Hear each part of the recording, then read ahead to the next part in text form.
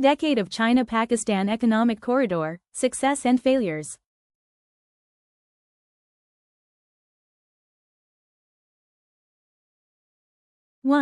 Introduction. Plans are nothing, planning is everything. Dwight D. Eisenhower. This famous quote by Dwight D. Eisenhower encapsulates the strategic significance of the Belt and Road Initiative and the China-Pakistan Economic Corridor. In the ever-evolving landscape of global politics and economies, China-Pakistan Economic Corridor stands as evidence of meticulous planning and visionary foresight. China-Pakistan Economic Corridor is primarily divided into 3 phases. So far, Pakistan has received $25.4 billion from China in investment during this period in various transport, energy, and infrastructure schemes under the flagship Connectivity and Investment Corridor project, part of Beijing's Belt and Road Initiative. As Pakistan's economic lifeline, China-Pakistan Economic Corridor not only promises to catalyze the nation's prosperity and beyond. This project is set to redefine regional interconnectivity and economic interdependence, presenting far-reaching implications for global geopolitics and economics.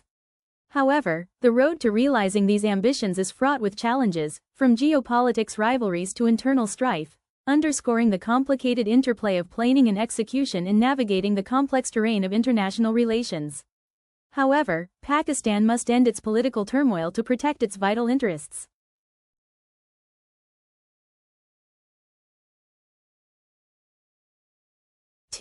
Corridors of the Belt and Road Initiative. The Belt and Road Initiative consists of following 6 economic corridors. 1.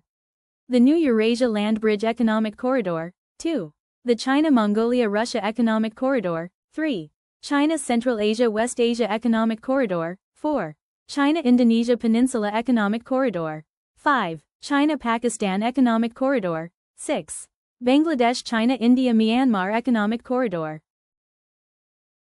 Purpose of Belt and Road Initiative and China-Pakistan Economic Corridor. Belt and Road Initiative and China-Pakistan Economic Corridor consists of vast collection of development and investment initiative intended to increase trade and connectivity amongst China, Central and South Asia, the Middle East, Europe, and Africa through physical infrastructure.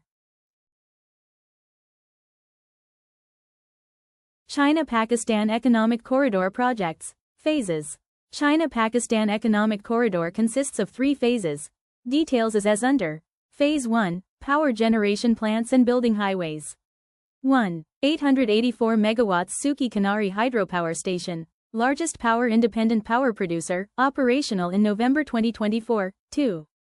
720 megawatts Karat Hydropower Station, Thar Thermal Power Plant. Infrastructure, Highways. 3. Orange Line Metro Train, Karakoram Highway, Raikot Islamabad Station. 4. Multan Sucker Motorway.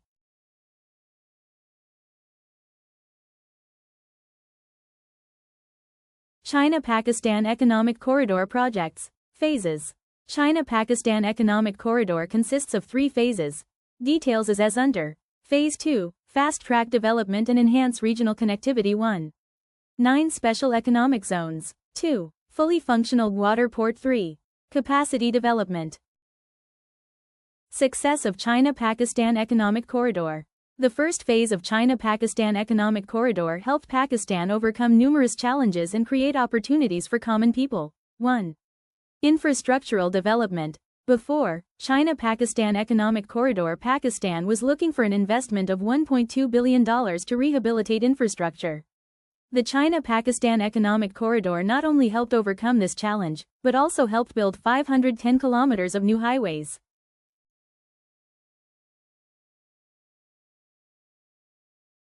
2. Boosting energy sector. Chinese companies, in cooperation with Pakistani institutions, launched a series of energy projects. It is satisfactory to note Sahiwal Coal Power, Port Qasim, Hubco etc. have been completed. Renewable energy projects, including Hydro China Dawood Wind Farm, Quaid-e-Azam Solar Park, UEP Wind Farm, Three Gorges 2nd, Karat Hydropower, Suki Kanari Hydropower etc., were launched under China-Pakistan Economic Corridor. Karat Hydropower has already started generating electricity. It will provide cheap electricity and reduce greenhouse emissions by 3.5 mt on annual basis. It will bring down import bill, which will be helpful in managing foreign reserves and circular debt. Moreover, China-Pakistan Economic Corridor projects helped erect 886 km transmission line.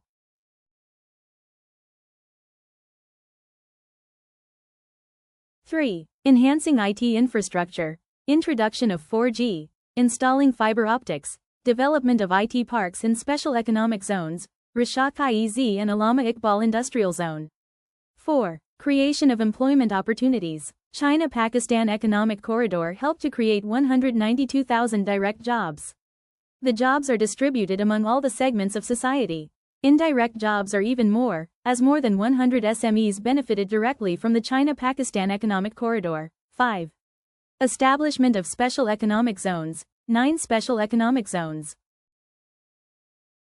6. Advancement of Gwadar City. It opened new avenues of connectivity and business by creating East Bay Expressway, Makran Coastal Highway.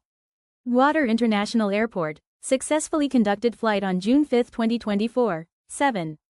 Establishment of vocational training institutes. POC China Technical and Vocational Institute at Gwadar with an estimated cost of $10 billion. It will train 10,000 individuals annually. 6. Failures of China-Pakistan Economic Corridor. 1. Project delays. Completion date of Suki Kanari Hydro Project set to be in 2022 but it is still incomplete. 2. ML1 Railway Project is still incomplete. 3. Pakistan-China Friendship Hospital. Completion date 2022, still incomplete. 2. Jobs issues. Majority jobs are provided to Chinese. For instance, 5,500 Chinese and only 2,200 Pakistanis are working on DASA project, causing BAME drain from the country. 7. Potential challenges. First, no chain of command exists. There is a tug of war among ministers and departments. Every ministry or department presents itself a champion of CPEC without realizing implementation of framework is important. On the other hand, the 18th Amendment has introduced new challenges, weakening further the chain of command. 2. Second, the institutional framework is complicated. It makes the business environment unfriendly, which discourages investment. Even registering a company takes many days and the applicant has to deal with numerous departments. If the applicant is a foreigner, he has to go the extra mile.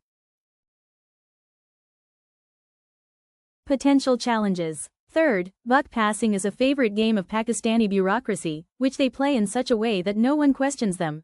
Fourth, security is another concern hampering smooth implementation of the second phase.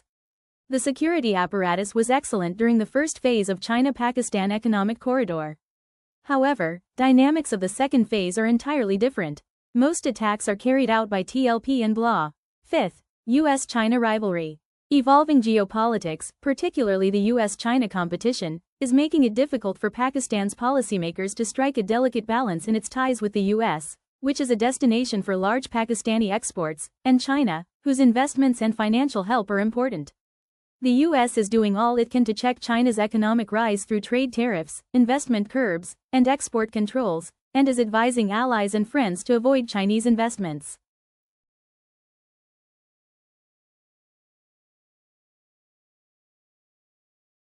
Critical analysis.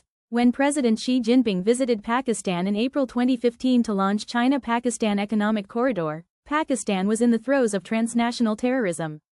Operation Zarb-i-Azb was underway in North Waziristan.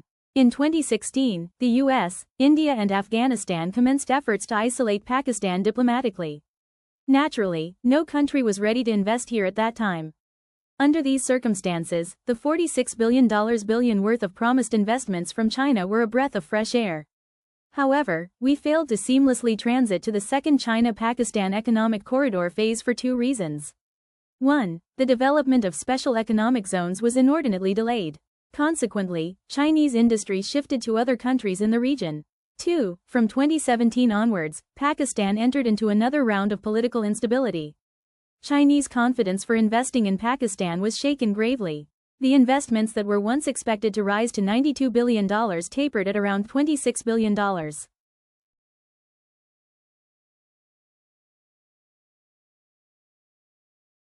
Way forward. Point 1. Pakistan should create a centralized body like China-Pakistan Economic Corridor Authority. The body must have the power to implement the decisions that it took in order to exploit the potential of China-Pakistan Economic Corridor. Point 2. Pakistan can create a national China-Pakistan Economic Corridor Council. The national should consists of political parties, institutions like army and chief ministers of provinces to provide guidance. Point 03. Political stability. A politically unstable country, with weak institutions, is unlikely to attract foreign, or even local, investment. Point 04. There should be a long-term development plan with all major political groups on board so that continuity of the plan can be ensured across governments. Point 05. Pakistan would need to expedite the special economic zones, without which major investment is unlikely to trickle in. Point 6. Explore the possibility of multinational joint ventures. China-Pakistan Economic Corridor is now open to third countries. We may explore the possibility of multinational joint ventures that include Chinese businesses. As is often said, no candle loses its light while lighting other candles. In a recent roundtable at a Lahore university, one Chinese expert mentioned that Chinese companies would be ready to work with transnational investors for projects in Pakistan.